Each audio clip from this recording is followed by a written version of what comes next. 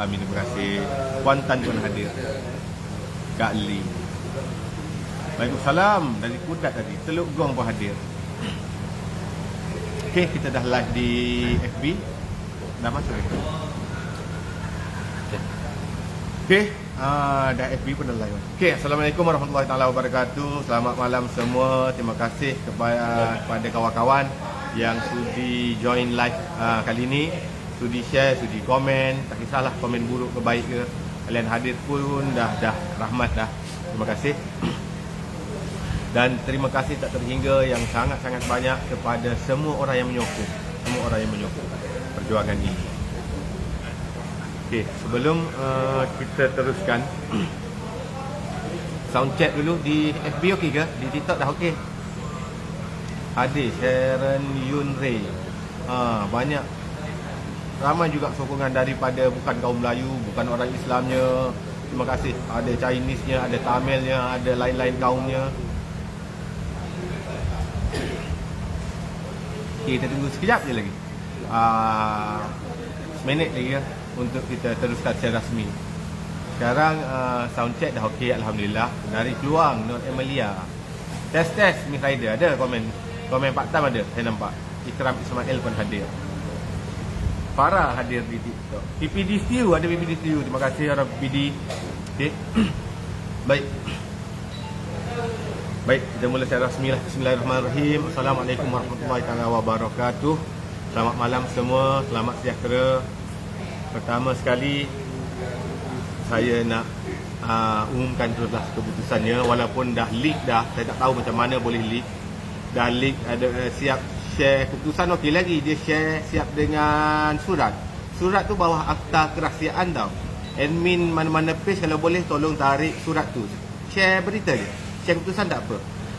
Dia bawah akta kerahsiaan, korang boleh kena saman dengan kerjaan nanti. Memang saya tak ada share gambar surat tu kepada mana-mana pihak media. Tak pernah saya share kepada pihak media. Saya tak tahu macam mana boleh leak. Tapi benda dah leak, nak buat macam mana? Cuma kalau boleh kita harap tarik surat je. Tarik gambar surat. Sebab dia bawah akta rahsia je. Okey. Ini suratnya. Tunjuk ini tak apa. Ini suratnya. Ini suratnya, surat daripada Ketua Setiausaha Kementerian Pendidikan Malaysia. Surat bertarikh 18 Oktober, bertarikh hari ini. Ditujukan kepada saya lah, nama saya dan juga alamat, melalui dan salinan kepada guru besar sekolah saya. Dia melalui dan, betulkan juga. Melalui dan salinan kepada guru besar sekolah saya. Tuan, tindakan tata tertib. Dalam surat, saya baca surat. Tuan, tindakan tata tertib. Lembaga Tata Tertib Perkhidmatan Pendidikan Kumpulan Sokongan nombor 1 KPM dalam mesyuaratnya pada 17 Oktober telah menimbang dengan teliti surat pertuduhan ke atas Tuan dan representasi bertulis Tuan bertarikh 14 Oktober 2022. Setelah menimbang fakta-fakta yang berkaitan, Lembaga Tata Tertib memutuskan kes Tuan seperti berikut. Terhadap tuduhan pertama, saya kena 3 pertuduhan. Terhadap tuduhan pertama, tidak bersalah dan dibebaskan daripada tindakan tata tertib. Pertuduhan kedua, tidak bersalah dan dibebaskan daripada tindakan tata tertib. Terhadap pertuduhan ketiga, tidak bersalah dan dibebaskan daripada tindakan tata tertib. Sila Tuan akui penerimaan surat ini dengan menandatangani akuan terima. Saya dah tandatangan, dah serah pada urusan dan sains bawah dia dari KSU lah. Dari KSU, KPM, pengurusi Lembaga Tata Tertib Datuk Yusron Shah bin Muhammad Yusof dan tangan sendiri, salinan kepada Ketua Pengarah Perkhidmatan Awam. Juga salinan kepada Pengarah Pendidikan Negeri Selangor. Okey, itu saja.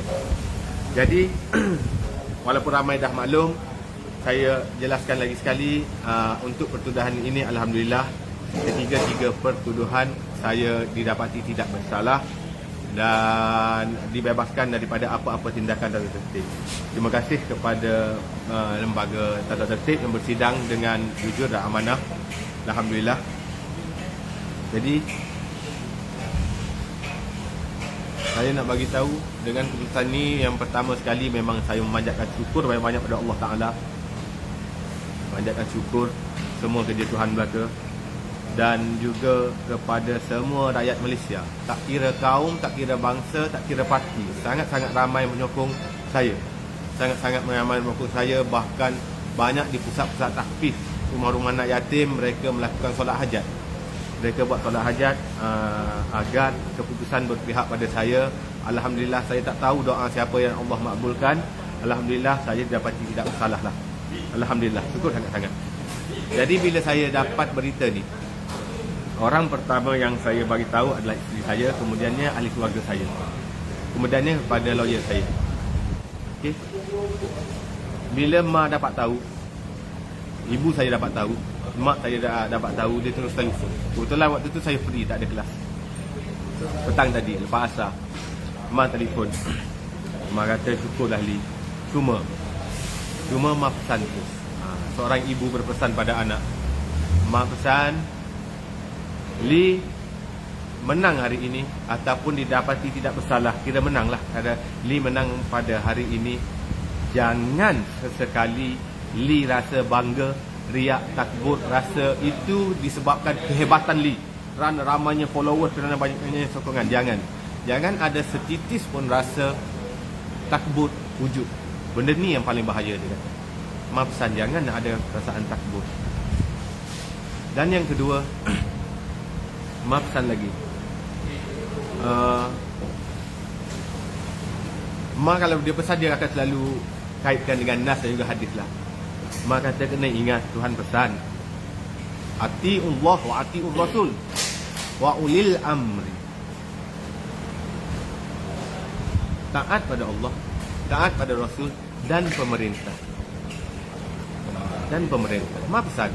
Mak kata sebanyak mana kita tidak setuju dengan pemerintah sekalipun, walaupun kita cuba menyatakan benda adil di depan pemerintah yang kita kata zalim ataupun tak adil lah.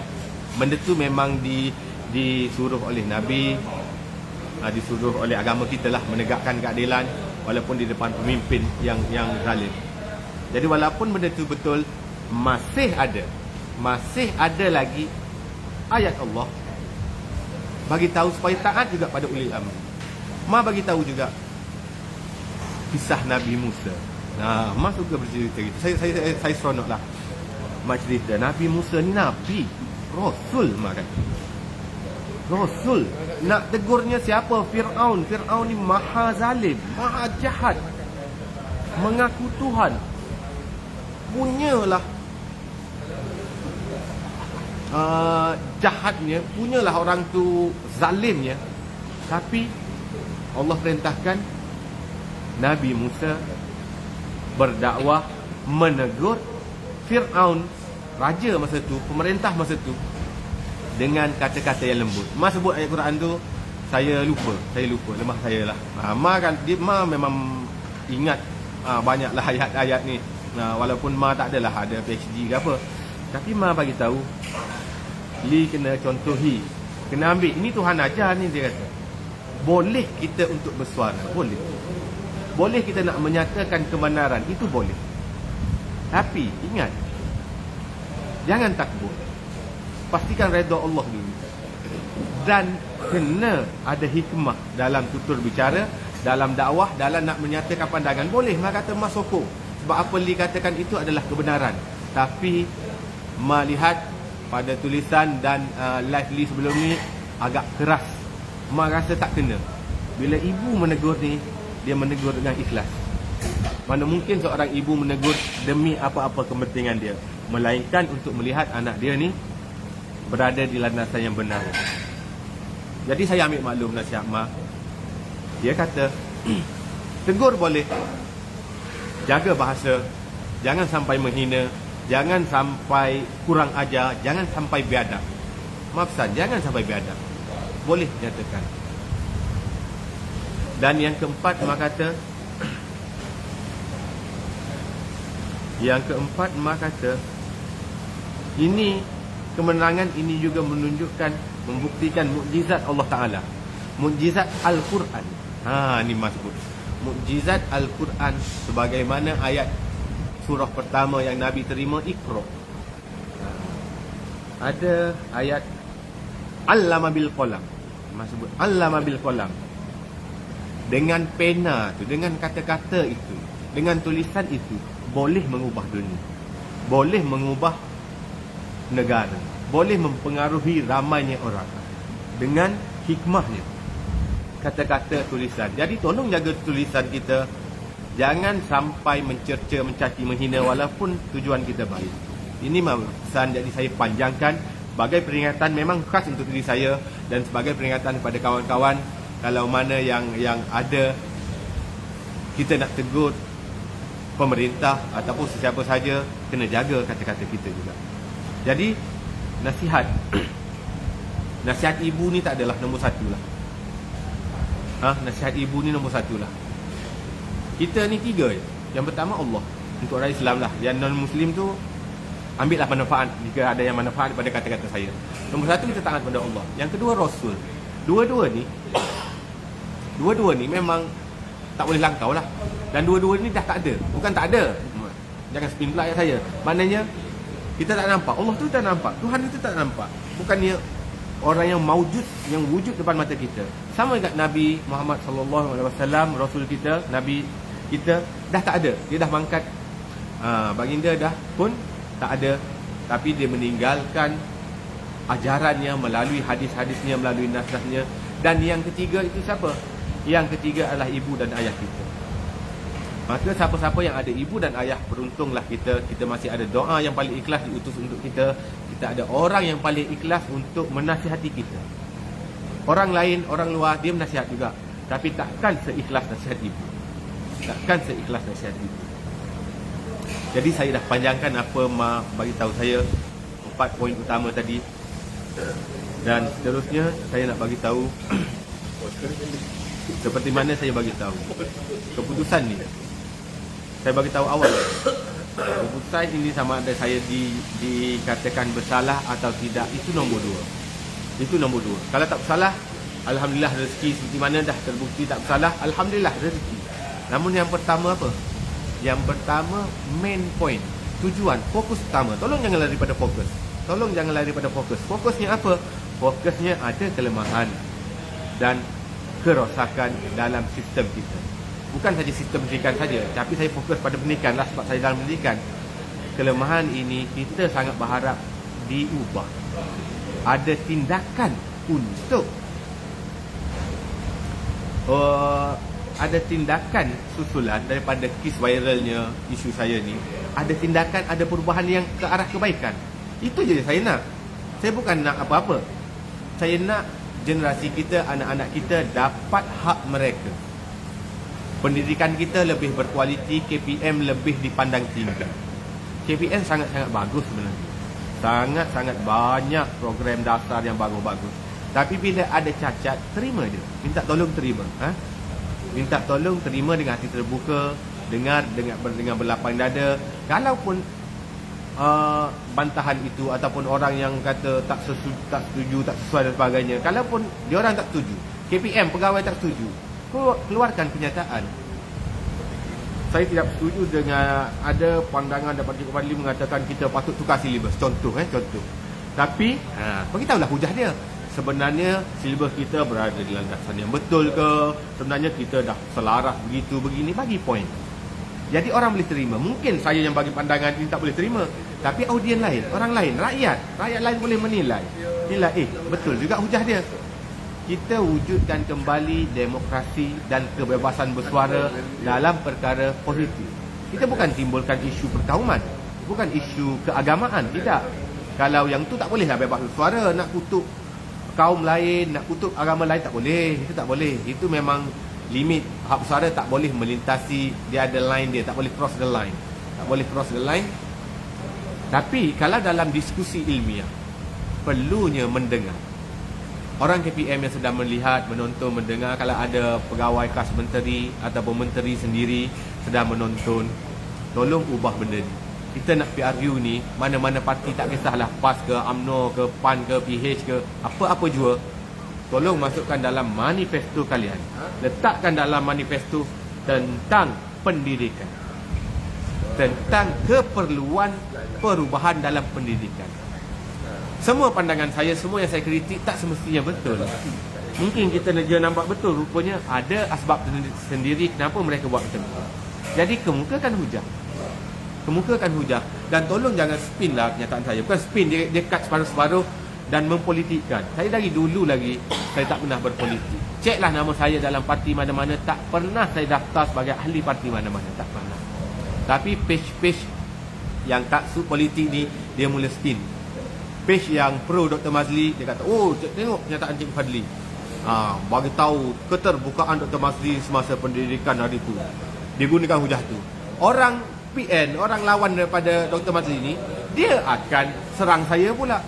Tengok Cik Fadli rupanya pencacai Dr. Mazli, Cik Fadli ni. Oh, dia duk ikut ada kepentingan. Semua ini perancangan daripada Dr. Mazli dan parti dia. Masya Allah. Masya Allah tuan-tuan. Jangan spin macam tu. Jangan spin macam tu. Saya ceritakan pengalaman saya. Dan mana-mana menteri, tak kisah parti mana memerintah, siapa pun menteri pendidikan lepas ini, kena ada sikap Dr. Mazli ini. Ini saya setuju. Saya respect sikap ini. Sikap keterbukaan dia. Dia orang akademik. Dia boleh menerima pandangan yang berbeza. Dia tidak melatah nak menyekat suara-suara. Ini kelebihan dan kebaikan. Ini kelebihan dan kebaikan, kena ambil lah. Ambil lah kebaikan dia. Contoh, macam kita. Katakan lama orang spin pula kenyataan aku. Katakan kita orang kuat PAS. Kata nanti ada pula spin. Cik Wadi orang kuat PAS lah. Mati aku. Penat lah pula aku nak menjawabnya. Katakan kita orang kuat PAS. Benci ni kepada parti UMNO contohnya. Ataupun benci ni kepada Tun Mahathir contohnya. Tapi still, ada benda yang kita boleh respect Dr. Mahathir. Betul tak? Dia punya pentadbiran ke apa ke, tak kisahlah, ada benda. Sama juga, kita di parti mana-mana ni benci sangat pada Najib Razak ni. Tapi still, ada benda kita respect dia. Ada benda yang kita respect dia. Kan? Jadi takkanlah bila kita satu dua perkara kita setuju dengan dia, menandakan kita sokong dia, menandakan kita ahli parti dia. Tidak. Sama juga orang UMNO ke orang apa ke, dia benci PAS contoh, tak suka pada PAS, lalu hentam PAS.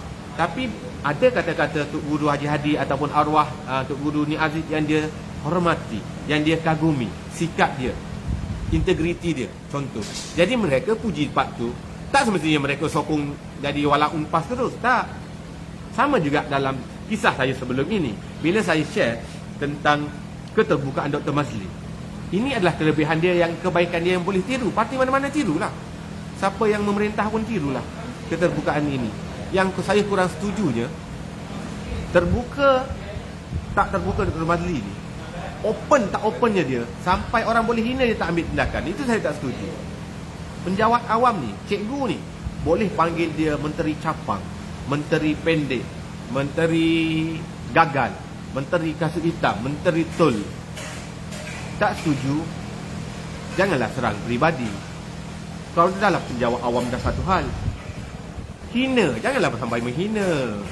Jangan sampai menghina. Bila menghina macam tu pun masih Dr. Mazli, Masya Allah kata Dr. Mazli tak ambil tindakan. Kalau akulah, aku ambil tindakan. Contoh, sebab dia dah tahap menghina tau. Menghina fizikalnya. Nak berhujah-hujah je lah. Hujah je lah. Itu antara sikap keterbukaan dia. Tapi dia macam terlalu open pula. Kena ada juga sikit. Kalau saya lah, bukan nak nasihat pada Dr. Mazli ni, tapi saya respect dia sebagai ahli akademik yang sudi mendengar maklum balas daripada orang bawah. Saya ada je gambar dengan Datuk Ahmad Maslan berjabat tangan lagi. Saya ada post di page FB saya. Takkanlah tiba-tiba saya jadi orang UMNO penjilat Datuk Ahmad Maslan. Kita ada minat kita kepada kriteria dia, unsur kecintaan dia, ada juga kejayaan dia yang kita hormat, kita respect, kita salute. Kan? Saya juga ada gambar dengan Datuk Mustafa Muhammad. Adakah saya menyokong Datuk Mustafa Muhammad? Tak juga. Jadi janganlah spin. Orang spin, banyaklah sekarang spin duk gali, duk share balik. Tengok Cikgu Fadli waktu PH merentah, gambar dia dengan Dr. Mazli, duk puji Dr. Mazli. Dr. Haji Jidin, banyak pun saya puja-puji dia tau. Sebab benda tu betul, dia buat dengan baik. Ada pun saya, masih ada. Sama juga dalam Dr. Mazli, benda yang baik kita post, kita cerita. Dia baik sudut ini, tapi bukan pada sudut politik. Orang kata ada komen tai politik ni, tai parti ni, dangkalnya fikiran mereka. Dia kata ini adalah perancangan Dr. Mazli dan parti dia. Dia kata macam tu. Dia kata Cikgu Fadli ni dia akan jadi macam Kamal Adli. Siapa nama budak Usi tu, yang panjat turunkan bendera UMNO ke apa tu. Dipolitisi Kamal Adli. Adli apa? Adam Adli. Adam Adli. Ini sama macam Adam Adli dengan Meja Zaidi ke? Satu lagi Meja Zaidi ke? Dia kata macam itulah. Dia tulis confirm Cikgu Fadli akan jadi sama macam Adam Adli dan Meja ni. Bila dah sokongan pada dia banyak, dia akan keluar dan masuk parti. Orang lantik dia, itulah dia ini. Masya Allah. Fikir secara matang, tenang dan logik. Kalau saya ni betul-betul penjilat Dr. Mazli, ada apa-apa kepentingan untuk dia, saya guna waktu dia berkuasa, waktu dia baik dengan saya. Saya guna waktu tu. Doktor, saya nak posisi ini. Saya nak satu pos. Saya buat tentang doktor bayar saya 500 ke, 1000 ke, 2000 ke. Kita demand benda tu. Satu habuk saya tak demand apa-apa. Tanyalah, carilah bukti mana-mana saya mendapat manfaat daripada perjumpaan dengan Dr. Mazli. Tak ada manfaat untuk peribadi, tak ada. Adik saya, sampai adik saya ni, dia mohon tukar dalam daerah dia pun. 6 tahun tak pernah lulus. Sampai dia bagi tahu saya, Beli, boleh tak royak ke Dr. Mazli tu nak luluskan tukar. Saya bagi tahu adik saya, Haish, aku pergi jumpa Dr. Mazli bukan untuk kepentingan. Aku tak akan minta mohon benda ni. Padahal kalau saya cerita, saya rasa Dr. Mazli boleh guna kuasa dia masa tu untuk tukar dia pun. Bukan nak naik pangkat. Dan adik-adik saya juga, adik-adik saya ada yang mohon HLP, beasiswa untuk sambung degree dan juga master dan juga PhD. Dapat beasiswa kerajaan. Saya tak pernah sekali pun jumpa Dr. Mazli, ni permohonan saya, boleh tak Dr. Mazli luluskan dengan kuota sebagai menteri? Tak pernah. Tak ada pernah. Kalau saya nak, waktu tu lah saya guna. Adik saya PJJ dengan isteri. Isteri dia mengajar di Kuala Lumpur, dia mengajar di Kelantan. Mohon tukar, tak dapat. Tak dapat, sampai hari ni belum dapat. Saya doakan dia akan dapat lah. Saya tak pernah guna Dr. Mazli untuk apa-apa kepentingan. Lagilah kepentingan politik, lagilah jauh. Kepentingan peribadi yang kecil pun saya tak pernah guna. Jadi orang politik kalau faham benda ni, kalian nak gunakan isu pendidikan untuk tarik sokongan, silakan. Tapi janganlah spin saya sebagai ahli politik, pencacat Dr. Mazli dan sebagainya. Saya respect Dr. Mazli, sungguh. Saya seronok waktu dia menjadi Menteri Pendidikan. Itu benar, itu betul. Ada benda yang saya kagumi dengannya. Benar, betul. Tapi saya masih ada integriti. Saya tak gunakan kebaikan Dr. Mazli untuk apa-apa kepentingan peribadi. Tak payah cerita Dr. Mazli lah. Cerita saya di sekolah. Saya guru disiplin di sekolah. Sejak dulu guru disiplin. Dan salah satu job saya, tugas saya adalah memilih pengawas sekolah. Memilih pengawas sekolah. Anak saya, anak kandung saya, sekolah sama dengan sekolah saya. Saya tak pilih anak saya. Anak sulung saya, guru disiplin lain dan guru kelas lain yang calonkan nama dia. Waktu untuk menduga, saya tak nak menduga anak saya. Biar cikgu lain untuk menduga, kalau dia rasa lulus, silakan. Alhamdulillah yang sulung dapat jadi pengawas. Dia dapat daripada pencalonan cikgu lain, kemuduga oleh cikgu lain. Anak kedua saya sekarang di tahun 3. Anak kedua saya tak jadi ketua kelas, tak jadi pengawas, tak jadi penolong, tak ada apa-apa jawatan. Jadi anak, dia tengok abang dia dapat jadi pengawas, balik menangis cerita kat ibu dia. Nak cerita kat saya, dia tak berani. Cerita kat ibu, boleh tak bagi tahu ayah supaya lantik adik jadi pengawas. Isteri saya bagi tahulah, bang, Ashraf ni bagi tahu dia nak jadi pengawas, boleh tak abang lantik dia? Hei, saya kata, tak boleh. Mana boleh? Kalau dia layak, dia akan dapat orang lain yang calonkan. Saya tak akan calonkan anak sendiri. Padahal isu paling kecil di sekolah. Tapi saya ada integriti. Saya ada maruah saya tak akan ada prinsip saya tak akan langgar prinsip saya. Kena adil. Sebab tu saya ulang balik live saya sebelum ini. Saya bagi tahu dalam kementerian, dalam jabatan perlunya ada integriti. Integriti ini sebenarnya makin terhakis. Tolong akui, tolong jangan nafikan bahawasanya dalam jabatan, dalam kementerian ada lantikan politik, lantikan kroni. Sebab baik orang tu dinaikkan. Oh, ni orang aku, dinaikkan. Lantikan pengarah JPN, KPPD apa semua, dia baik. Kabel politik kemas, dia boleh potong orang lain. Sedangkan dia tak layak pun berada di posisi tersebut. Ataupun kerana nak mengenang budi, mengenang jasa. Oh, dia ni dah lagi 2 tahun nak pencen. Dia lagi 2 tahun nak pencen. Okeylah, kita tarik dia ke kementerian lah. Dapat kenaikan daripada DG kepada Jusa. Nanti dapat pencen gaji penuh. Kita raikan dia lah. Padahal posisi dia tak layak.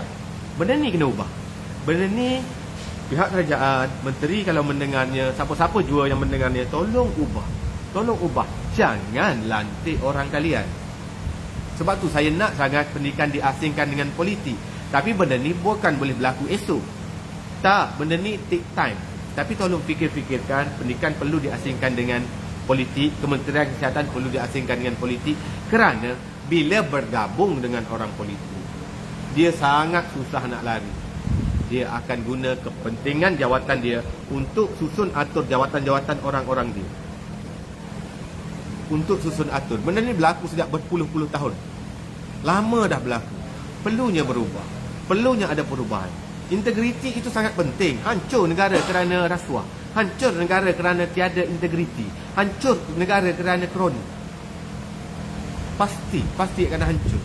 Kehancuran itu akan merebak ke bawah. Kita tengok orang atas pilih kroni.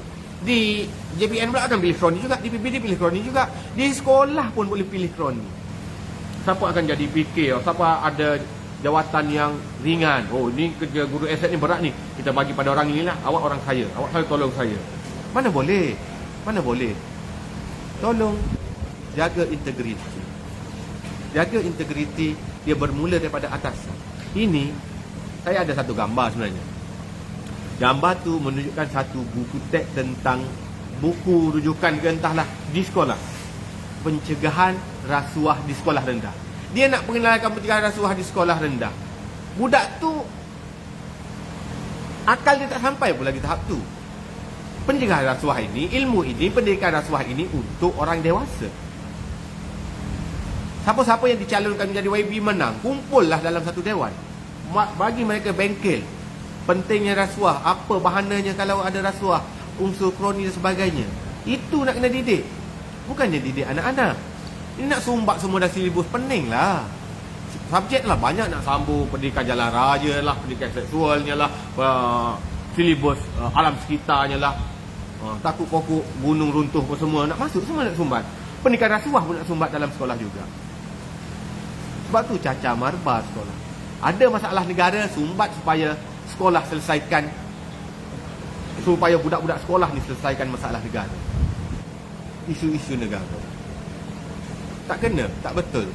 Kita dah lah masanya yang pack jadual waktu pelajarannya dah singkat, subjeknya yang banyak, silibusnya yang tinggi. Okay, saya respon tentang tulat juga page-page penghentam saya lah, haters dan sebagainya. Dia bagi tahu saya, dia share balik post 2019. Dia kata silibus kita sesuai dengan zaman sekarang. Saya tulis, ya, saya akui saya tulis benda tu. Tapi dia post bahagian atas, bawah tu dia tak post. Saya daripada dulu sampai sekarang konsisten bagi tahu silibus perlu sesuai dengan keadaan semasa, zaman semasa, peredaran semasa. Anak-anak kita ini perlu dilepaskan daripada sistem pendidikan kita dengan kemampuan untuk bekerja worldwide, di mana-mana negara. Kemahiran dia tu ada. Jadi silibus kena setanding lah. Kena ada codingnya, budak dah kena belajar, kena faham, kena tahu. Tapi dalam post yang sama, dia orang crop yang atas je, yang bawah tu saya bagi tahu. Tapi perlunya ada penambahbaikan. Ada silibus subtopik yang tak sesuai perlu dibuang. Perlu juga ada sokongan prasarana di sekolah. Sekolah perlu bersedia prasarana nak sambut pendidikan digital, nak sambut silibus baru yang berat ni. Prasarana yang lengkap, ada smartboardnya, suasana yang kondusifnya, ada ABM, BBM-nya lengkap dengan LCD-nya dan sebagainya.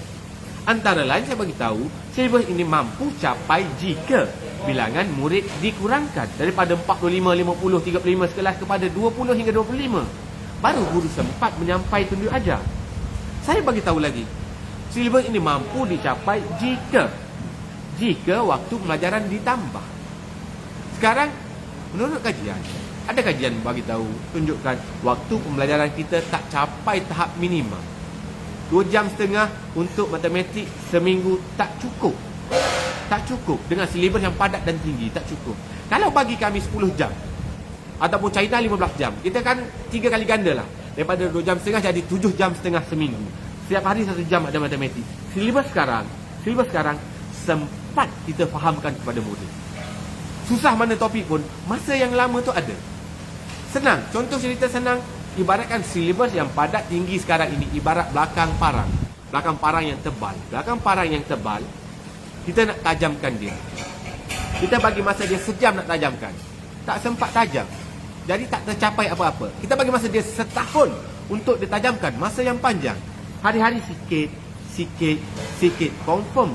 Sempat ke tak sempat untuk tajam? Sempat tajam, tuan-tuan. Pasti parang itu berjaya ditajamkan. Kerana tempoh masa. Kerana prasarana. Kerana bilangan murid yang sesuai. Kelas yang kondusif. Prasarana dan fasiliti yang lengkap. Sebab tu saya selalu andaikan silibus kita ni macam kita ambil enjin Ferrari, letak dalam kereta kancil. Nak silibus saja laju.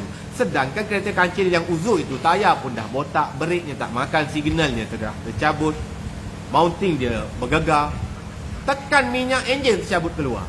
Sama juga berlaku. Silibus perlu sesuai dengan peredaran. Tapi kenapa tak readykan dulu? Guru-gurunya bersedia, sekolahnya bersedia, bilangan muridnya sesuai, waktu pembelajarannya sesuai. Itu. Malam ni saya sampaikan dengan sehabis baik. Saya tak ada emosi, tak ada memburukkan mana-mana pihak, tak ada. Dan suka saya ingatkan sekali lagi, malam ini saya mohon maaf sangat banyak-banyak kepada mana-mana pihak yang terasa dengan post saya, yang terkesan dengan post saya. KPM ke, pegawai, mana-mana pegawai ke, pengarah ke, apa ke, saya mohon maaf banyak-banyak. Namun Ustaz Azhar itu ada bagi tahu. Dia kata ceramah ataupun ilmu yang disampaikan ini hanya berkesan bila orang terasa, bila tersentak. Kalau kita bagi tahu orang tersentak, orang dengar tak berjaya. Walaupun kata-kata saya sebelum ini keras, ada yang kasar, ada yang menggurus perasaan, tak sampai orang terasa. Bila terasa, ada poin yang sampai pada dia. Ada poin. Tapi saya salah. Saya tak kata saya betul. Cara itu betul tak. Saya akan ambil cara mak saya ajar saya, mak saya nasihat saya. Gunalah hikmah seperti mana Nabi Musa berdakwah pada Fir'aun. Seorang pemerintah yang sangat zalim pun Allah masih suruh berkata dengan lembut. Jadi malam ni saya rasa saya habis lembut dah ni. Saya tak ada kutuk mana-mana, saya tak ada kecam mana-mana. Kita suarakan pandangan kita, perubahan itu perlu. Integriti sangat penting. Asingkan politik dengan pendidikan. Kalau boleh, saya rasa sangat baguslah. Kerajaan mana-mana pun yang memerintah, tak kisah, tak peduli. Saya tak peduli. Saya bukan berparti. Memang saya beritahu, saya bukan berparti. Tak kisahlah. Parti mana yang menang sekalipun, kalau mampu asingkan pendidikan dengan politik, sangat bagus. Sangat-sangat bagus. Dan biar orang yang berhak, layak berada di posisi yang dilantik. Bukannya lantik kroni-kroni, lantik kerana kesian, lantik kerana kawan baik. Jangan. Tanpa integriti tak ke mana. Dan saya tegaskan balik, keputusan saya tidak bersalah ini mungkin ini pandangan peribadi, mungkin betul mungkin salah. Jangan crop paruh-paruh video saya sehingga orang salah faham. Tapi pandangan peribadi saya, antara sebab utamanya saya dikatakan tidak bersalah kerana tekanan netizen, tekanan orang ramai. Rakyat kalau dia jatuhkan hukuman bersalah, rakyat akan bangkit dengan lebih marah lagi. Sebab kenapa sokongan ini terlampau banyak? Sampai kaum India, Cina, kadang-kadang bidayuhnya, parti tak kira parti dah, orang PAS, orang UMNO, orang PH, bahkan orang di KPM, pegawai di KPM, JPN, PPD yang selalu saya duduk sembuhnya, Lieutenant Napoleon dan sebagainya saya sebut ni, sebahagian mereka menyokong saya. Kerana apa? Saya yakin saya benar. Saya yakin apa yang cuba dilakukan pada saya, ada dendam orang-orang tertentu kepada Cikgu Fadli yang lantang bersuara. Dia ada dendam. Dia jatuhkan hukuman itu zalim. Hukuman itu terlampau zalim, tak logik di akal. Kerana kata-kata tulisan yang menegur beberapa dasar, menyebut benda yang benar dengan jujur, dikenakan tindakan, belum dikenakanlah, nak dikenakan tindakan paling maksimum, yakni buang kerja. Sedangkan kita tahu dalam jabatan lain, dalam kementerian lain, termasuk KPM sendiri pun, ada guru yang ada kes jenayah, ada kes cabul murid, ada kes main dengan bini orang, ada kes tampar tumbuk anak muridnya, ada kes bergaduh dengan GB-nya, pentadbirnya, ada bergaduh dengan PPD-nya, ada sampai ugutan-ugutan bunuhnya. Mereka tak dibuang tau. Tak ada sampai nak dibuang, padahal ada jenayah, ada kes dadahnya. Mereka dikenakan tindakan, ada tindakan tata tertibnya, ditukarkan sejalan dalamannya, ditekat kenakan pangkat ke apa ke, tapi tidak bagi maksimum. Siapa-siapa saja melihat kepada surat saya sebelum ini, saya yang mungkin dikenakan tindakan buang kerja dan juga turun pangkat atau turun pangkat, mereka nampak memang zalim. Itu adalah kezaliman yang nyata, sebab kesalahan saya tidak setimpal pun dengan apa yang hukuman yang hendak diberi. Langsung tak setimpal. Memang saya secara peribadi nampak ada permainan pihak-pihak tertentu yang benci dengan saya, yang takut dengan suara saya yang terlalu lantang. Dia nak ubut saya ke tahap paling maksimal. Saya yakin dan percaya benda tu tak betul. Benda tu saya dizalimi. Saya cuba dizalimi. Alhamdulillah, sebab tu sokongan orang ramai. Orang nampak, orang yang tak kenal Cikgu Fadli sebelum ni pun tak pernah tahu siapa pun saya. Bila dia baca surat tu, dibaca pertuduhan saya kerana menulis 2-3 perkara, 3 pertuduhan, menulis tentang silibus, baik berat dan sebagainya. Patutkah orang ini dibuang? Tak patut. Sebab tu sokongan jadi melampau. Saya tak sangka sampai ada kaum India tulis satu gores di badan Cikgu Fadli, seluruh Tamil Nadu ke, seluruh orang India akan bangkit. Dia bagi tahu. Saya terkejut sampai tahap macam tu.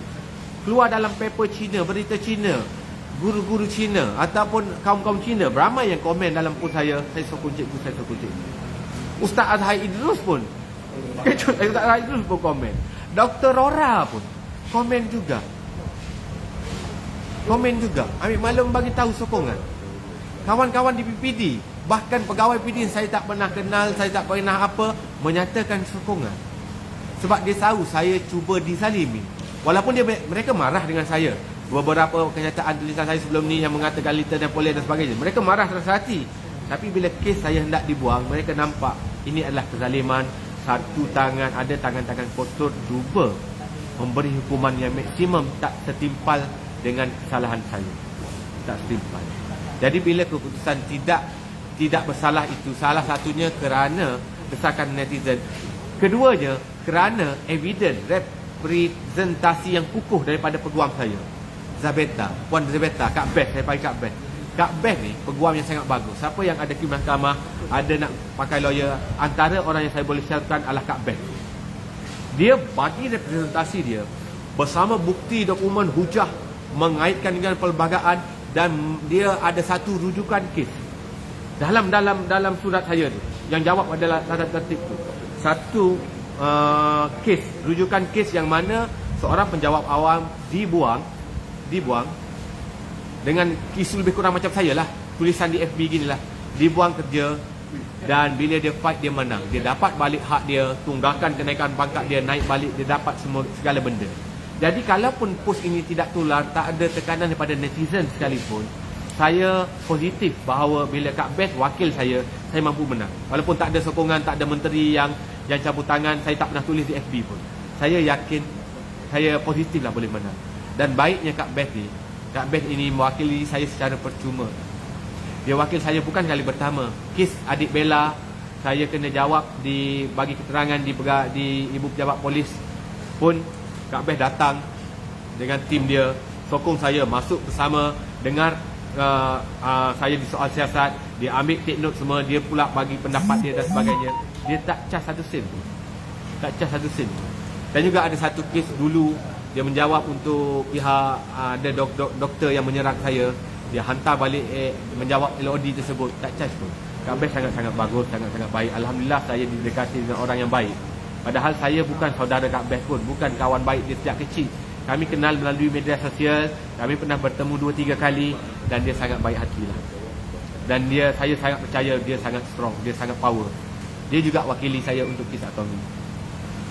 Hujah dia dalam representasi dia itu, memang hujah dia solid. Saya baca, wow, aku nak tulis sebenarnya kalau ikut kepala otak aku ni, aku tulis poin orang awam lah, tak tahu undang-undang. Tapi bila peguam yang ambil alih kes ni, dia jawab dengan poin, dengan rujuk pada perlembagaan yang akta itu, akta ini.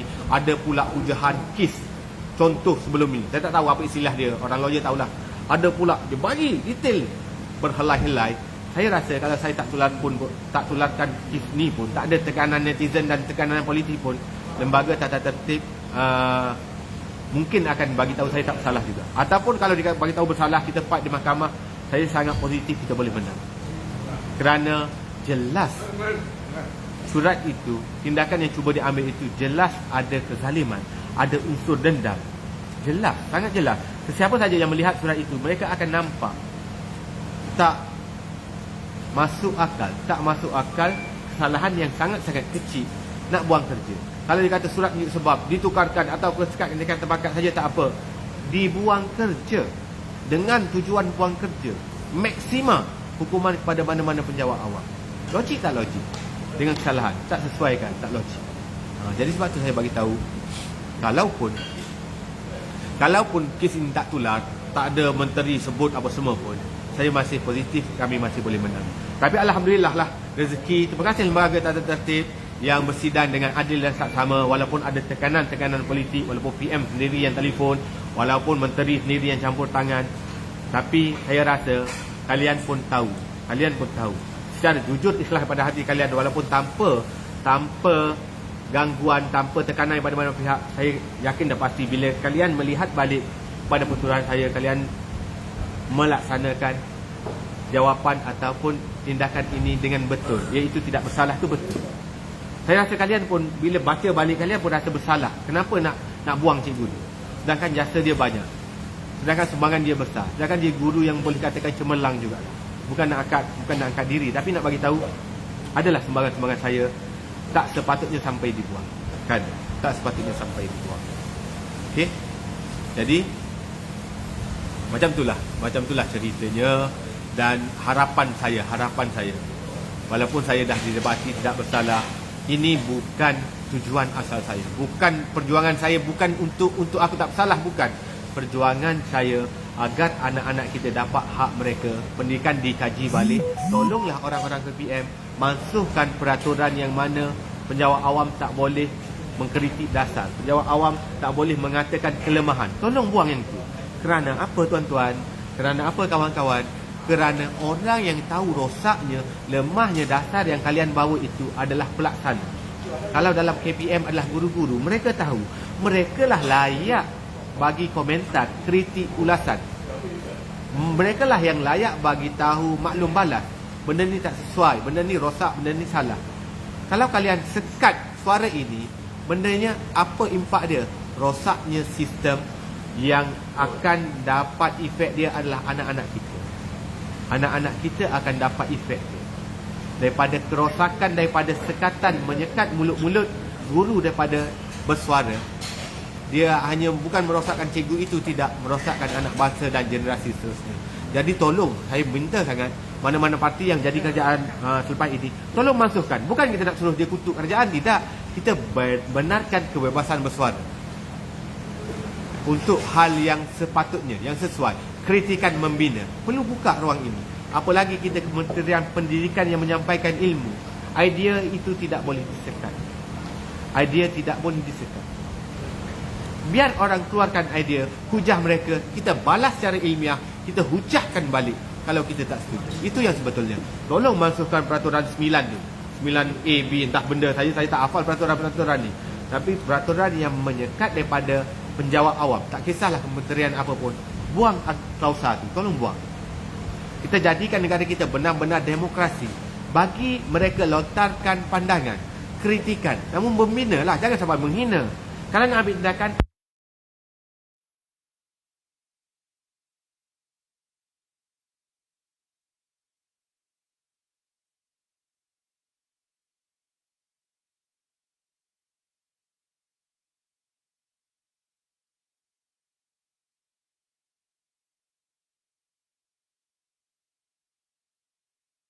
kritikan pada dasar kena open. Tak payah duk open saluran-saluran betul sangatlah, tak payah. Saluran-saluran betul ni banyakannya tak berjaya dan menipu je pun. Saya tak setuju saluran betul. Saya setuju saluran yang open. Bila orang jawab open, orang nyatakan kritikan secara terbuka, kementerian jawablah secara terbuka juga. Sekejap, terbalik. Ada call masuk. Oh, sekejap, sorry. Okey, baik. Kementerian jawab secara terbuka, benarkan pegawai menjawab. Sekarang PPD sampai bila saya timbulkan isu, dia PM saya, Cikgu Fadli, sebenarnya jawapannya macam ni. Saya kata, Tuan ada jawapan ni, kenapa Tuan tak tulis di dalam Facebook? Tak boleh, kami pejabat awam, kami tak boleh menulis langsung pasal ni. Itu adalah jawapan Tuan, tak boleh juga. Jawapan pun tak boleh tulis. PPD tak boleh menulis tau.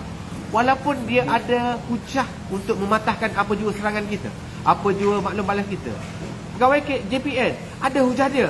Kenapa Tuan tak tulis? Salah Cikgu Fadli, salah kami ni. Kami nak sangat tulis, tapi ada akta yang menyekat.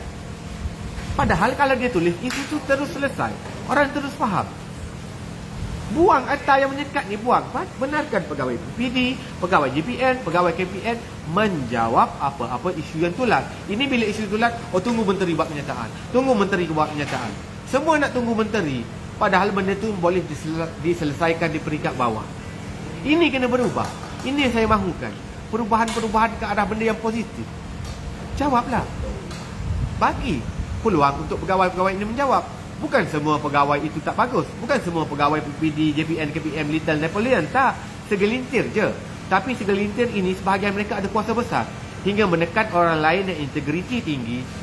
Menekan orang-orang ini, supaya ikut budaya tak sihat mereka ini. Budaya Little Napoleonnya, budaya kurang integritinya, budaya kroni-kroni angkatnya. Mereka ini mempengaruhi tau. Pegawai-pegawai baru yang jujur dan amanah ini terpengaruh dengan budaya lama. Budaya ini kena cantas, dan dosa ini kena buang.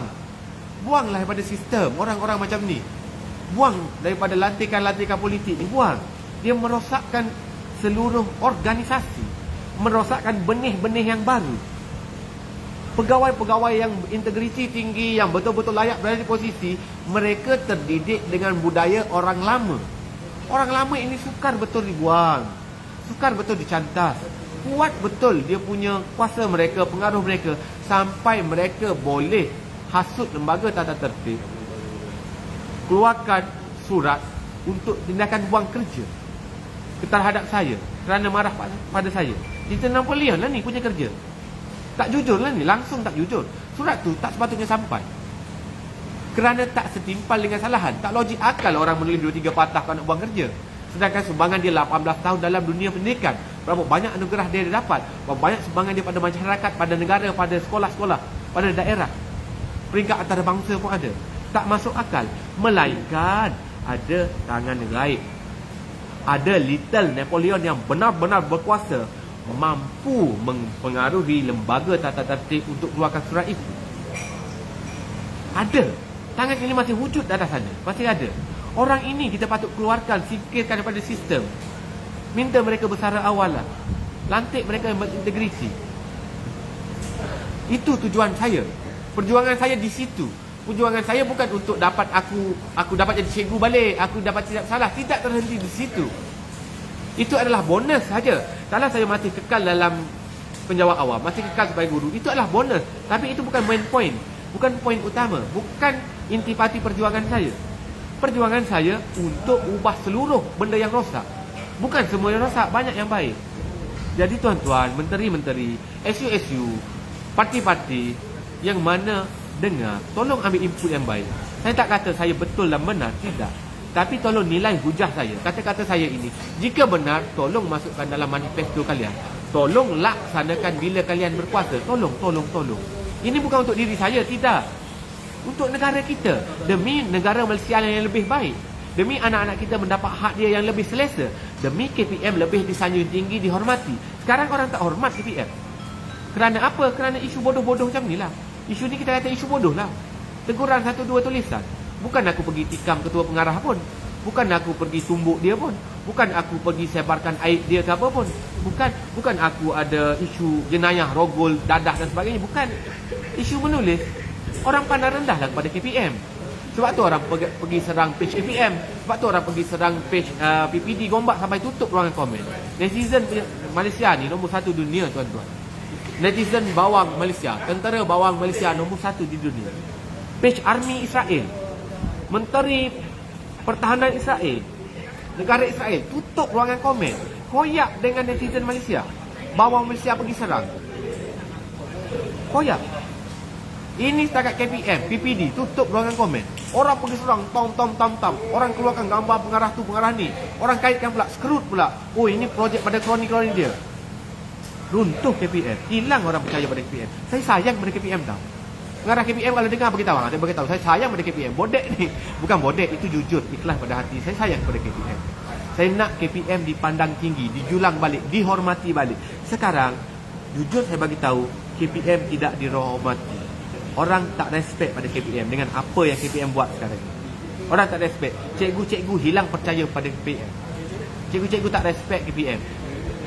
Tak respect. Kena kembalikan ke rasa hormat itu. Bila rasa hormat itu kembali, pendidikan kita memuncak naik, terus berdesut naik. Confirm. Sekarang trust tu tak ada. Berapa kali saya nak ulang benda sama? Kena build the trust. Bina trust itu betul-betul bottom to top. Betul-betul mendengar daripada bottom. Ini dasar perkenalkan. Kita memang perkenalkan dasar bottom to up to top. Kami nak dengar luahan, kami nak dengar. Bila bottom luah, benda yang tak sesuai dengan mereka, tak setuju dengan mereka, dedahkan kelemahan, terus ditekan, terus diamkan dengan tindakan-tindakan yang tak bertamadun ini. Terus diamkan. Bila kita nak maju? Bila kita nak maju? Dasar tu ada, cantik dah atas kertas. Pelaksanaan dia haprak. Pelaksanaan dia tidak seperti atas kertas. Tidak seperti atas kertas. Atas kertas cantiknya lah. Pelaksanaan dia hancur. Hancur oleh siapa? Hancur oleh Little Napoleon. Dinosaur-dinosaur yang masih lagi dalam budaya lama, budaya punitif yang tertutup, yang tak boleh dikritik, yang nak menjilat bos atasan mereka. Program ini daripada bos. Contohnya Sekolah Sejahtera, Pendidikan Digital daripada Dr. Razi. Program itu asalnya bagus. Tapi bila ada kelemahan, setiap program, setiap benda adalah kelemahan. Tapi bila orang bawah suarakan, sinilah lemah dia, mereka tak sampaikan kelemahan itu kepada bos besar mereka. Dia selalu nak puji, nak jilat je bos dia. Bos, program kita bagus. Dia tak nak bagi tahu, bos, sebenarnya program kita ni bagus, tapi ada kelemahan, ada kerosakan. Ada cikgu ni maklumkan bahawasanya program Sekolah Sejahtera, Pendidikan Digital, tak kisahlah apa-apa, TS25 ni sebenarnya bagus, tapi lemah dia kat sini. Lemah dia kat situ. Jadi betulkan kelemahan, baru kita maju. Ini bila cikgu kata kelemahan TS25 ni, apa ke benda nak guna buat file RPH dengan penuh detail untuk satu hari sampai 6 helai file RPH, rancangan pengajaran harian cikgu dah tulis. Sedangkan apa cikgu nak mengajar semua dalam kepala. Dulu sebelum ni, sebelum ada TS25, rancangan pengajaran harian untuk sehari satu page je. Mengajar 4 kelas satu page je. Tajuk apa? Set induksi. Soal jawab dengan murid. Poin nombor 2, sesi poin nombor 2, penerangan guru. Poin nombor 3, aktiviti murid. Poin nombor 4, latihan dan pengukuhan. Poin nombor 5, pergayaan. Dah, settle. 3-4 baris settle. TS25 ni mengarut. Ada doktor yang menulis tentang TS25, Dr. Omar Talib saya. Dia ulas. TS25, RPH yang berdasarkan TS25 adalah mengarut. Tolong dengar orang KPM, tolong dengar. Kalau dengar, tolong ubah. TS25 untuk RPH lah. Untuk dasar lain, saya tak sentuh. Untuk penulisan RPH adalah mengarut. Tak sesuai, tak betul. Kena ubah. Apa benda nak satu hari punya sampai 5-6 helai ni? Sedangkan bukan rujukan cikgu. Percaya atau tidak, majoriti guru yang nampak cantik pada RPH, dia beli RPH tersebut. Saya beli. Berpuluh ribu, mungkin ratusan ribu beli RPH yang lengkap. Dan percaya atau tidak, orang hantar RPH, rancangan pengajaran harian, sepatutnya setiap hari tulis tahu. Orang hantar hari Jumaat last, hari Jumaat tu baru buat. Dia dah mengajar dah pun. Sebab cikgu-cikgu tolong percaya pada cikgu. Ni masalahnya, kalian tak percaya pada cikgu. Kalian nak detail, cikgu buat apa, cikgu buat apa. Nak detail. Tak ada trust pada cikgu. Sebab tu rosak sistem kita. Kena ubah. Tolong ubah. Tolong bagi kepercayaan, kebebasan. Jangan masukkan lagi benda-benda mengarut. Ini makin maju makin menyusahkan. Patutnya makin memudahkan. Patutnya dah mansuh dah RPH tu. Tak payahlah buat RPT je, rancangan tahunan je. Cukup. Cikgu tahu apa nak mengajar. Cikgu tahu apa dia nak mengajar. Tak perlu rujuk pun. Tak perlu rujukan buat RPH tu. Ini kita perlu ada evidence bukti bertulis cikgu masuk mengajar, cikgu boleh bersedia apa semua. Bersedia kepala. Mula aku nak mencarut ni, mula aku nak cakap kasar, minta maaf. Bersedia apa bendanya? Cikgu dah cukup bersedia. Tak perlu rujuk. Jujur. Saya bagi tahu, saya tak pernah rujuk kepada RPH untuk saya mengajar.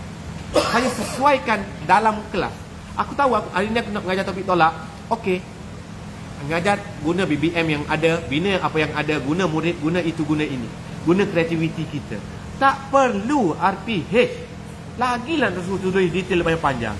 Benda ni tolong dengar, tolong ubah. Kita permudahkan. Sekarang ni KPM tak percaya pada guru dia boleh mengajar dengan baik tanpa RPH yang baik. Situ salah.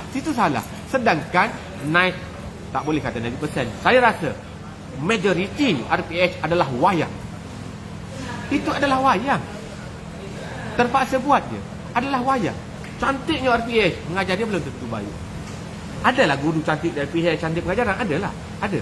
Tapi nak bagi tahu, majoriti, ramainya guru-guru. Minta maaf, saya terpaksa dedahkan. Inilah kita perlu dengar. Tolong buka telinga. Dengar dengan hati terbuka. Jangan pula bila dengar gitu, dia pergi siasat sekolah. Siapa cikgu beli RPH, siapa yang hantar RPH hari Jumaat, baru tulis RPH hari Isnin, kena tilakan. Janganlah. Jangan, inilah perlunya open. Ini perlunya dengar. Perlu dengar luahan. Ini luahan jujur tahu. Cikgu lain tak berani cakap macam saya. Cikgu lain tak berani cakap macam saya. Sebab dia tahu bila dia cakap, orang jabatan akan datang cek RPH dia. Oh, cikgu beli RPH, cikgu menipu tentang RPH ni. Saya kenakan tindakan, denda serta-merta, tata tertib dan sebagainya. Mangsuhkan benda tu, tolonglah. Tolong dengar. Ada benda bila maju patutnya makin baik, tapi sekarang bila maju makin buruk, makin teruk, makin nanya. Apa benda ni? Ini kena berubah. Tolonglah kena berubah. Dengarlah, saya bagi tahu dengan baik tahu. Saya bukan mengutuk, mengecam, menghina, mengherdik, meninggikan suara, memalukan siapa, tidak. Orang KPM, menteri-menteri, datuk dan seri, tolong dengar. Ini benda betul. TS25 untuk RPH adalah paling mengaruh. Mansuhkan, dengarlah kata saya. Tolong dengar. Siasat balik, kaji balik. Tolong kaji dengan betul. Ini dia ada segelintir orang di jabatan, orang atas. Dia nak menyusahkan cikgu. Dia nampak, oh cikgu ni banyak orang cuci ni, dia susahkan dia. Suruh dia buat TS25. Suruh dia buat dasar itu, dasar ini. Suruh dia buat itu, ini. Suruh jadi guru penyayang, wajib tunggu di pagar setiap pagi, siapa murid apa semua. Dia wajibkan benda tu pada guru-guru. Sebab dia nak menyusahkan guru. Mereka inilah Little Napoleonnya. Dia suka lihat cikgu susah. Dia suka lihat. Benda ni real berlaku. Kalau tanya majoriti guru, kalau guru itu mampu menyatakan dengan jujur, dia akan mengakui benda ni. Saya rasa 99% lah cikgu tak suka membuat RPH TS25. Tak suka. Cukup buat RPT, rancangan tahunan untuk kita punya guide sepanjang tahun. Okey, bulan ni sepatutnya aku topik tolak. Aku pasti topik tambah lah. Aku dah lambat ni, kena catch up balik, kena kejar balik. Itu je cukup. Tak perlu detail untuk filing. Ini sistem kita ni terlalu detail nak tengok file. Cantik atas file, sekolah ini boleh dibaik. Sekolah ini sekolah kluster, sekolah ini sekolah amanah. Sekolah ini bagus, cikgu ini bagus. Dia nilai atas file. Salah. Ramai guru jadi guru cemerlang, naik pangkat dan sebagainya kerana file yang cantik. Ada yang betul-betul bagus, tidak. Saya tak nafi, bukan semua. Ada. Saya kata segelintir. Guru, dia naik ke atas sampai jadi pegawai, sampai jadi GC kerana file dia. Nazir datang tengok file pegawai, datang tengok, oh file cantik, tebal ni cantik, ada bunga-bunga, ropo-ropo, lengkap file dia ni. Ada print bergambar pula, ada evidence tu, evidence ni, ada video pula. Oh cantik, dia boleh lulus. Sedangkan sebenarnya hakikat yang sebenarnya, mula aku nak tinggi suara ni. Ini bukan marah, pedegah. Orang Kelantan kata pedegah. Pedegah tak marah. Kalau cikgu ngaji Quran tu dia pedegah, dia panggil pedegah. Pedegah ni tinggi, kuatkan suara, bukan tinggikan suara marah, tidak. Mula aku nak pedegah ni. Sedangkan hakikatnya guru yang atas filing tu sangat bagus, belum tentu bagus di dalam kelas. Belum tentu dia mengajar bagus. Ada cikgu ni dia cukup fail tentang filing. RPH dia hantar tak hantar, buat cacar marba, beli RPH-nya, filing tentang evidence semua tak ada. Cikgu ini setiap hari Sabtu Ahad datang ke sekolah panggil murid buat latih bola. Benda ni mereka tak filingkan tau. Latih bola, latih menyanyi, latih apa-apa benda dia tak ada dalam file. Guru ini pergi ke rumah murid. Ni, ajar di rumah. Latih di rumah. Budak tak ada duit, bagi sponsor itu, sponsor ini. Tapi tak adanya dalam file, tak cantiknya dalam filing. Guru ini mengajar TikTok, power gila. Murid sayang gila, murid cepat faham, murid mudah. Tapi filing dia out, dia takkan ke mana. Cikgu ini takkan naik, tak boleh jadi GC, tak boleh langkah kenaikan pangkat dan sebagainya. Tak boleh disikan. Mereka hanya nak lihat filing. Tolonglah orang KPM, tolonglah pegawai, tolonglah menteri. Benda ni sedang berlaku, dah bertahun-tahun berlaku. Benda ni kena ubah. Banyak lagi aku nak cerita. Jadi nak cerita pendek pengumuman je. Banyak lagi. Boleh ke saya teruskan? Nak dengar lagi tak? Ke dah saya merepek dah ni? Jap, nak kencing. Satu minit. Siapa nak kasi? Gi, mari dia hati jap. Di, hati. Okay, please. Gi. Lagi lebih dah. Ada apa masalah? Assalamualaikum. Sekejap Saya bukan Caprice lah. Mana?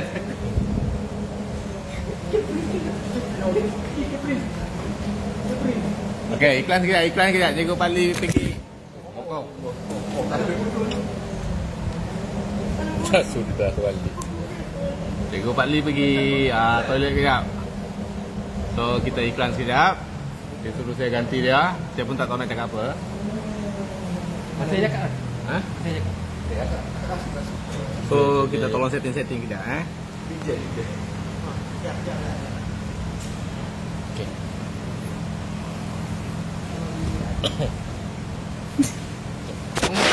Tak dia sengit belakang. Jom. So betul lah apa yang Cikgu Pak Lee tu cakap. Pas. Nak belaka dengan Alan. Ini Alan Jeko. Saya Alan Jeko. Okey. Okey, cantik dah. Okey. Tak ada suara? Ada. Okey. Okey. 16,000 orang tak keluar lagi ke? Nak dengar lagi ke? Nak dengar lagi? Boleh saya sambung. Siapa yang cukup nak dengar keputusan dah dengarkan.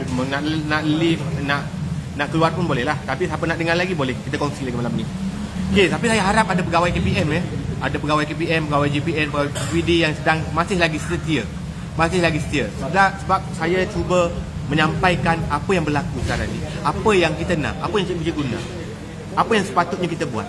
Apa perubahan yang perlu dilakukan. Perubahan ni tak perlu arahan menteri pun.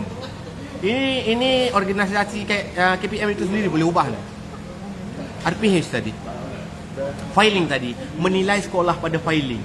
Datang audit, datang apa benda, pegawai nak tengok file dia nak tengok file, bukan nak tengok cikgu tu didik murid macam mana. Kalau dia masuk observe dalam kelas, perlu ada benda-benda yang wow. Perlu. Kenapa cikgu tak buat rakaman video, tak siarkan LCD? Kenapa cikgu mengajar hanya guna kapur sahaja? Kenapa tak ada ABM, BBM yang menarik? Kenapa tak buat kat murid sekarang suka begitu, suka begini? Kenapa tak guna smartboard? Kenapa begitu? Ini pun salah. Ini pun salah. Rubrik penilaian tu perlu ditukar, perlu diubah. Ini ada rubriknya, kalau guna LCD-nya, guna ICT-nya ada markah penuh. Pengajaran tidak semestinya perlu semua benda tu. Ada guru boleh masuk dengan bawa sebatang marker. Dia mampu menarik minat murid, memberi murid faham, guna marker itu dan guna benda-benda sekeliling. Murid dia akan jadi BBM dia. Beg murid akan jadi ABM dia. ABM, BBM ni bahan bantu mengajar. Dia tak perlu buat lembaran kerja, tak perlu buat slide, tak perlu buat game, tak perlu pancar LCD, tak perlu pancar video. Dia boleh menyampaikan ilmu dengan baik hanya dengan sebatang kapur, hanya dengan sebatang marker. Murid faham, murid teruja, bagilah markah full atau markah cemerlang. Ini cikgu mengajar menarik tau, tapi markah cikgu kat rubrik ni tak ada. Cikgu tak guna LCD, cikgu tak ada penggabung jalinan dengan mata pelajaran lain, subjek lain. Cikgu tak guna itu, sedangkan pengajaran dia TikTok A++. Murid semua faham, teruja. Tapi hanya kerana dia masuk kelas dengan sebatang pensel, sebatang marker, sebatang kapur, dia dinilai markah 70, 60, 80, tak cemerlang. Kenapa? Kerana tak ada benda tu, tak ada benda ni. Benda ni kena ubah, tolonglah KPM. Sebab tu saya bagi tahu kena ada trust. Inilah trust yang kami perlu. Kami tak perlu tekanan, datang nak cari salah. Cikgu salah ni, cikgu tak pakai name tag. Mula aku nak menyumpah seranah ni, mula nak cakap kasar ni. Maaf. Tolong, minta maaf, itu kelemahan saya. Cikgu tak pakai tie, kena potong markah, tak kurang kemas. Kasut cikgu tak berkilat.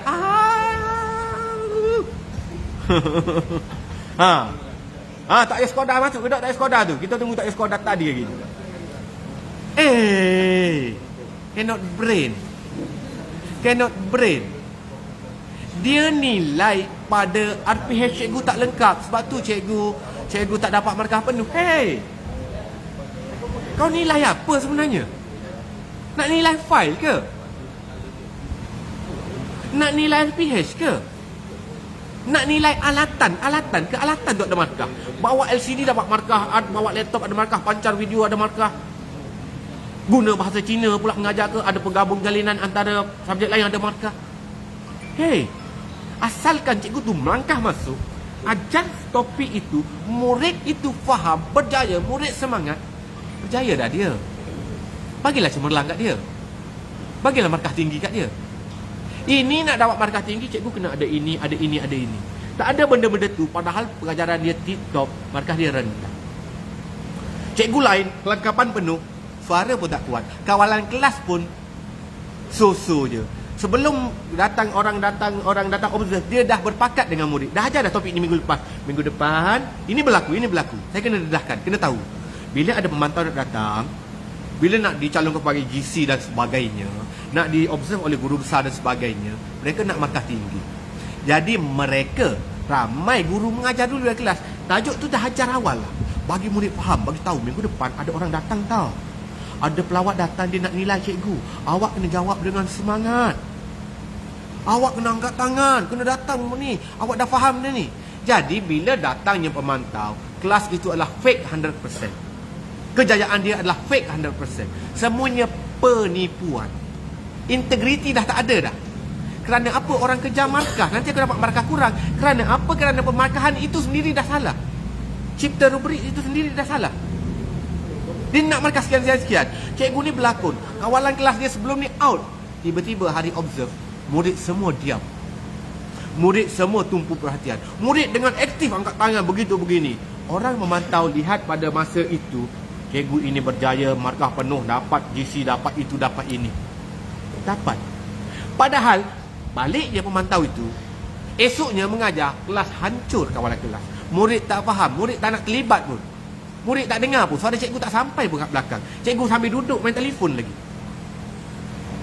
Padahalnya, realitinya, ini kena ubah. Penilaian ini kena ubah. Rubrik penilaian tu kena ubah. Sektor apa-apa pun sama je lah. Ini dia nilai pada kertas itu yang paling tinggi. Kertas itu yang paling bawah dah. Last kali baru tengok file. Mana file cikgu? Okey, ada. Okey lah. Ada markah bonus lah. Sebab ada file. Ini markah utama pada file. Markah utama pada file. Macam mana cikgu menilai setiap murid dia? Macam mana cikgu menilai setiap murid? Cikgu menilai setiap murid melalui pentaksiran lah. Dulu kita ada peperiksaan, sekarang pentaksiran. Melalui hasil kerja buat murid mereka dalam buku tulisnya, dalam buku aktivitinya. Kalau salah, okey, murid ni tak kuasai bab ni. Kita itulah. Kita buat teknik penggayaan dan sebagainya lah. Macam-macam lah inovasinya, tindakan susulannya. Okey. Cuba ambil input saya ni, dengar dengan hati terbuka. Betul tak Cikgu Fadli kata ni? Ke dia sembang je derah ni? Ke dia reka-reka cerita ni? Tolong. Pegawai KPM, tolonglah kalau ada, tolonglah. Pegawai BPD, pegawai JPM. KPM masuk, terima kasih. Ada KPM masuk kan? KPM masuk, terima kasih KPM. Saya memang sayangkan KPM. Bukan bodek sebab urusan ni. Saya sayangkan pendidikan. Tunggu. Orang KPM masuk, terima kasih. Alhamdulillah. Saya teruskan balik. Orang KPM, pegawai KPM yang di atas sana, orang-orang besar, tolong dengar. Tolong dengar luahan saya. Ini luahan saya mewakili majoriti guru. Saya sangat-sangat percaya bahawasanya TS25 itu mengarut. Mengarut macam mana? Bukan semuanya mengarut. Ada benda bagus. Bukan kita mengarut 100%. Antara benda mengarut dan TS25 adalah buat RPH berpanjang lebar secara detail berhelai-helai. Tolong buang benda ni KPM. Tolonglah tuan buang. Ini nak nilai cikgu lihat RPH, lihat file. Pengajaran ada rubriknya untuk tanda ni. Cikgu diwajibkan bersedia nak nilai setiap tahun. Setiap cikgu 20 tahun mengajar, 25 tahun mengajar. Guru besar tak boleh tekan. Cikgu kena isi borang borang untuk saya cerap cikgu ni. Tak ada trust. Ini pentingnya. Cikgu besar tak ada trust pada guru dia. Kenapa? Dilatih oleh PPD, JPN dan KPM. Supaya tak ada trust, cikgu mesti cerap setiap tahun. Kita tak ada trust tahu KPM. Tolonglah orang besar KPM, tolong dengar. Kita sekarang sedang hancur trust. Trust guru pada PPD hancur. Trust ibu bapa kepada KPM hancur. Sedang hancur. Tolong dengar, ini kena ubah. Tolong. Saya sayangkan pendidikan kita. Saya minta maaf kalau tulisan saya betul-betul lantang, betul-betul terasa hati. Tapi tolonglah ambil benda baik pada saya. Nak kenakan tindakan pun kenalah, asalkan korang berubah. Tolong. Sekarang ni tak ada trust tau. Tak ada trust. Cikgu diarah cerap setiap tahun, setiap guru. Padahal guru besar tu kenal lah cikgu dia macam mana. Tak perlu ada borang penilaian rubrik pun, lintas tepi kelas je. Ini cikgu terpaksa menipu. Untuk dicerap oleh guru besar pun terpaksa menipu. Untuk dicerap oleh penolong kanan pun terpaksa menipu. Untuk dicerap oleh pegawai PPD, Nazir lagilah menipu. Penipuan ini merosakkan kita, merosakkan anak bangsa kita. Dia rosak tahu tuan. Tuan, saya sangat hormat sebahagian pada tuan yang penuh integriti. Tolong dengar, ambil maklum. Kalau salah, balas hujahan saya. Kalau saya kata salah, Cikgu Fadli kata gitu, salah tu. Kita perlu ada rubrik, kita ada balas hujahan secara ilmiah. Secara ilmiah. Tapi tolong bagi trust, tolong wujudkan trust di kalangan ibu bapa, guru dan murid pada KPM. Itu nombor satu. Sekarang apa yang kalian buat, kalian tak trust pun pada cikgu. Kalian suruh cikgu tulis RPH setiap hari, lengkap dengan detail. Itu menunjukkan kalian tak percaya cikgu boleh mengajar tanpa RPH. Tak ada trust. Cukup buat RPT. Trust tu hilang sayangnya, Masya Allah. Tak ada trust, tak ke mana berikan kita. Saya ulang balik, berapa kali aku ulang aku tak tahu dah. Finland jadi nombor satu dunia kerana dia berjaya wujudkan trust dalam rakyat dia. Setiap lapisan rakyat dia ada trust. Bagaimana nak timbulkan trust? 10 tahun dia ambil masa tau. KPM perlu bermula pada hari esok juga. Mula wujudkan trust. Tak kisah siapa Perdana Menteri Pendidikan, siapa kerjaan. Jangan pendidikan. KPM adalah satu pertubuhan, satu organisasi. Dan jangan terpengaruh dengan politik. Kalian buat dasar kalian berdasarkan kajian akademik. Berdasarkan keperluan betul-betul apa yang murid perlu, guru perlu, ibu bapa perlu. Itu. Jangan terpengaruh dengan ahli politik ni bersilih ganti. Datuk Masri macam ni, Datuk Presiden macam ni, orang lain pula macam tu, macam ni. Macam-macam, silih ganti. Yang kekal adalah pegawai. Pegawai tetap kekal. Tolong jangan menjilat sangat. Tolong. Ada benda yang salah, bagi tahu salah. Kita ubah. Ini antara yang saya bagi tahu ni. Antara yang saya bagi tahu sekarang hancurnya trust antara PPD, antara JPN, antara KPM dengan guru. Ibu bapa pun tak ada trust pada guru tahu sekarang.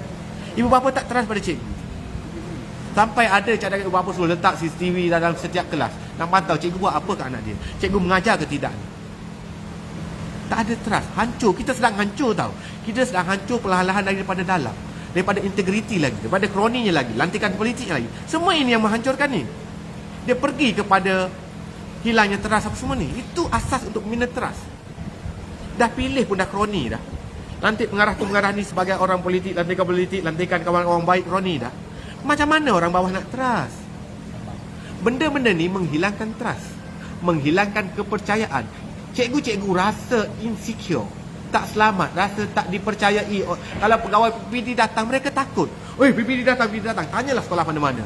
Bohonglah kalau cikgu-cikgu tak ketar bila PPD, JPN datang. Lagilah Nazir ataupun orang KPM datang. Semua takut. Kenapa nak takut? Sebab tak ada trust. Dia tak trust. Dia tahu PPD datang, JPN datang, KPM datang, Nazir datang nak cari salah. Kalau dia jumpa salah aku ini, aku kena menjawab, aku nak tindakan itu, tindakan ini. Mereka datang nak tengok file aku tak lengkap. Semua takut kelang kabut. Kalau dengar Nazir nak datang minggu depan, Sabtu, Ahad, cikgu dia turun ke sekolah. Waktu malam datang siapkan filing. Kerana apa? Kerana nak menipu. Menipu data, nak tunjuk cantik kepada KPM, Nazir, pelawak datang. Cantik sekolah ni lengkap file bilik bosnya, file penitianya, ada aktiviti tahunan, aktiviti bulanan, RPH cikgu-cikgu cantik, kedatangan cantik. Siapkan file. Sanggup menipu. Penipuan data ini, kenapa cikgu sanggup menipu data? Kami tak trust pada kalian. Kami tak trust pada orang KPM. Kami tak trust pada JPN. Tak trust pada PPD. Tak ada trust. Kalau kami percaya, kalian datang, kita boleh datang jumpa, oh tuan, saya tak siap lah RPH hari ni. Tapi mari saya tunjuk hasil kerja saya. Mari tuan masuk kelas saya. Cikgu boleh ajar. Walaupun tak bersedia. Ini, kalau pemantau nak datang, PPPD nak datang, JPN nak datang, Nazir nak datang. Kecoh dah dalam grup WhatsApp, Telegram sekolah.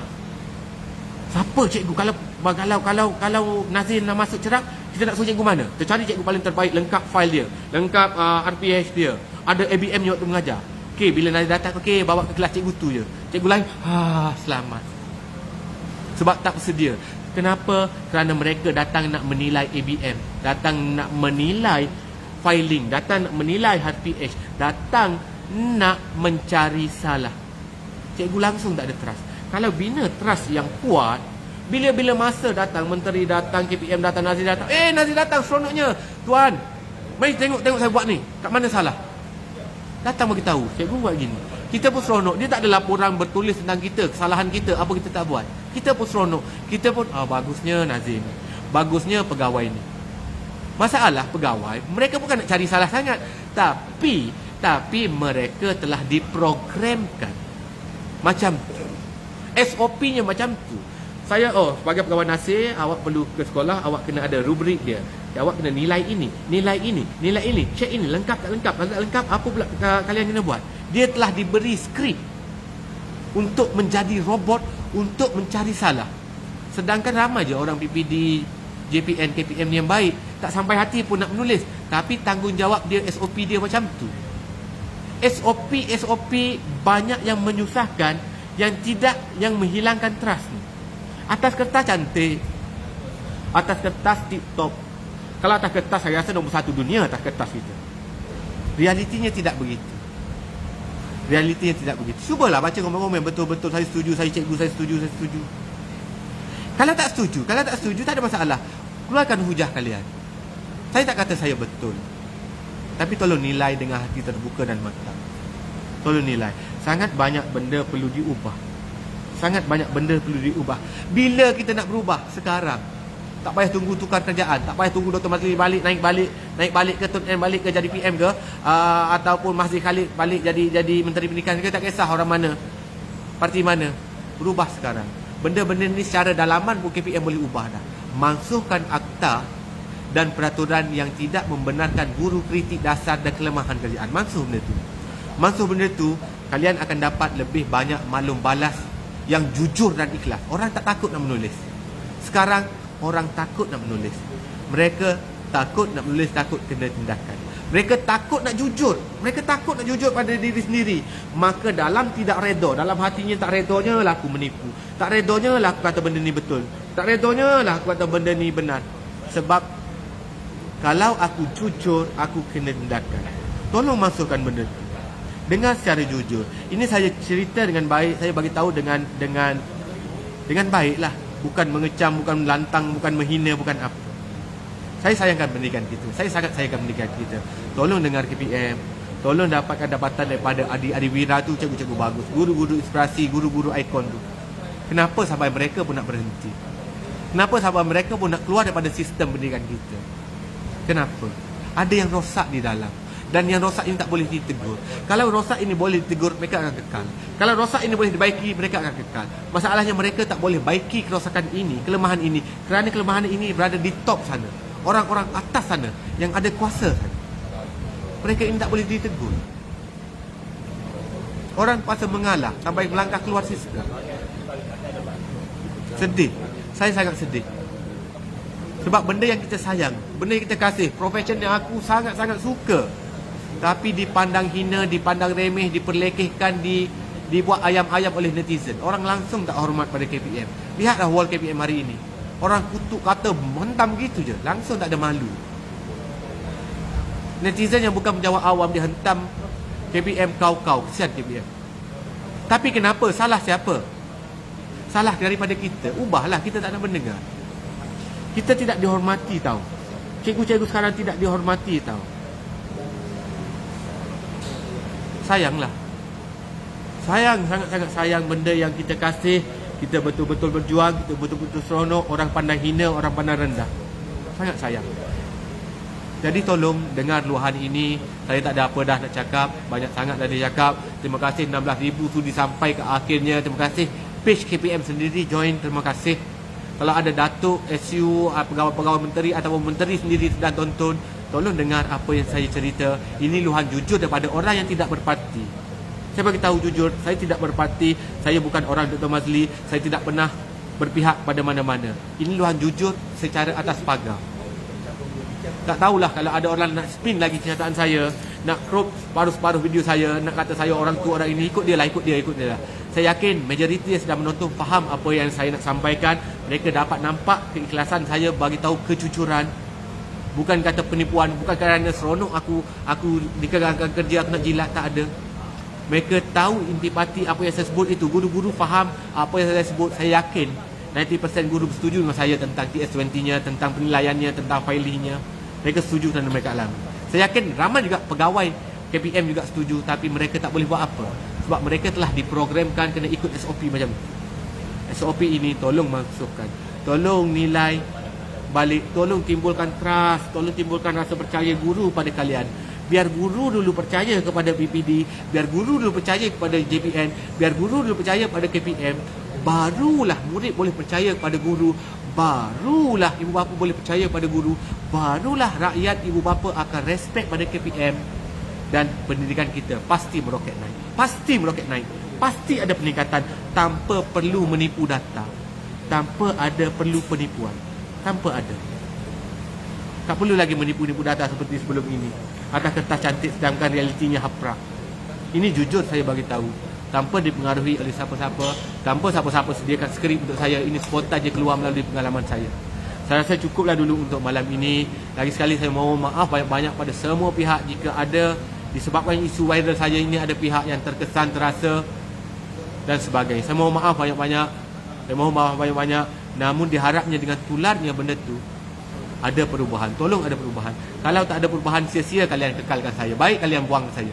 Baik kalian buang saya jika lepas buang saya kalian berubah. Tak ada guna pun kalian kekalkan tak jika tak ada perubahan.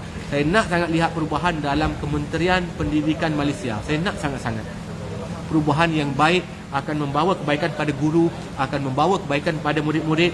Seterusnya murid-murid inilah generasi pelapis negara, bakal pemimpin, bakal peguam, bakal PM-nya, bakal menterinya. Jika mereka dapat pendidikan terbaik pada hari ini, mereka akan jadi PM yang terbaik, menteri yang terbaik, dengan integritinya, tak ada rasuahnya, yang boleh memacu negara kita jauh lebih maju, boleh bersaing dengan apa-apa juga. Dengar dengan mata hati, dengar dengan matang. Jangan dengar kerana nak cari poin kesalahan saya, jangan. Dengar dengan hati terbuka, jangan dengar dengan perasaan membara. Cikgu ni selalu kecam aku, cikgu ni tulis kasar tentang aku, cikgu ni orang Mazli. Bila letak side itu, kalian takkan dapat intipati apa yang saya nak sampaikan. Kalian takkan dapat apa benda yang saya nak sampaikan dalam perjuangan ini. Saya berjuang tak ada ikut siapa-siapa. Ramai ahli politik jemput saya naik pentas mereka, semua saya tolak. Ramai NGO aktivis jemput saya, sampai ke Caprice pun jemput saya pun tolak juga. Saya tak layan juga. Saya tak nak dipergunakan. Aku tak nak perjuangan aku diperkudakan, ditunggang oleh mana-mana. Kerana mereka nampak perjuangan Cikgu Fadli dalam pendidikan ini disokong majoriti rakyat, tanpa kira kaum, agama dan bangsa. Orang sokong Cikgu Fadli ini, isu dia. Bila orang rakyat, banyaknya sokongan rakyat pada saya, orang nak ambil kesempatan banyak, nak tunggang saya, nak perkuda saya. Namun alhamdulillah, nasib baik saya ada doa seorang ibu, saya ada nasihat seorang ibu, dan juga kawan-kawan dan juga orang ramai sekalian. Walaupun sekarang banyak page-page cuba menjatuhkan saya, memalukan saya, membuka aib-aib lama saya, cerita tentang macam-macam. Tak apa. Kalian nak percaya silakan. Yang mana salah saya akui, saya minta maaf. Tak ada masalah. Yang biar mereka ni memang tak boleh ubah dah. Mereka akan cari salah, mereka akan nampak salah je. Yang mana yang atas pagar, yang mana yang matang, ahli akademik, yang benar-benar ahli akademik, tolong nilai dengan ilmu. Nilai dengan akal, tanpa prejudis, tanpa judge, tanpa pandang saya ini sebagai seorang yang bermasalah, sebagai orang Dr. Mazli ke, sebagai orang yang melawan ke, sebagai orang yang attention seeker ke. Jangan ada apa-apa. Nilai dengan neutral. Kalian akan dapat banyak ilmu malam ini. Kalian akan dapat banyak dapatan yang ikhlas dan jujur malam ini. Kalian akan dapat bina gubal sesuatu yang lebih telus dan jujur dengan lebih baik kalau kalian jujur dengan malam ini. Sekian saja daripada saya. Cukuplah dulu panjang lebar dah ni. Maaf jika ada yang terasa, jika salah tutur bicara, dan jika ada Dan terima kasih Malaysia, terima kasih semua rakyat, semua kaum, terima kasih. Saya berjuang bukan untuk siapa-siapa, bukan untuk parti, bukan untuk individu, untuk anak-anak kita, untuk negara kita. Cukup dulu. Assalamualaikum warahmatullahi wabarakatuh. Selamat malam.